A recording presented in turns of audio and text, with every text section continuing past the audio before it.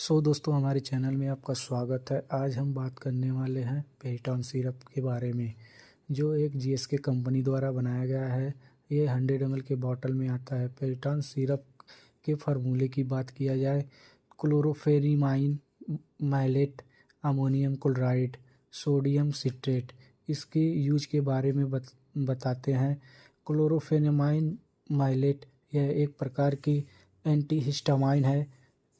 इसका उपयोग एलर्जी या सर्दी से होने वाली बहती नाक के एलर्जी के लिए किया जाता है। अमोनियम क्लोराइड एक क्रिस्टली पदार्थ है जो मुकस को पतला और ढीला कर बनाता है। अमोनियम क्लोराइड एक एक्सपेक्टोरेंट है जो बलगम को फेफड़ों से बाहर निकालने में मदद करता है। सोडियम सिट्रेट का उपयोग चिपचिपे बलगम से जुड़े नाक, श्वास नली और फेफड़ों में बलगम के पतला करता है, जिससे इसे खांस कर बाहर निकालना आसान हो जाता है। इस सिरप के डोज की बात किया जाए तो एडल्ट लोगों के लिए 10 ml दिन में 3 बार लेना चाहिए।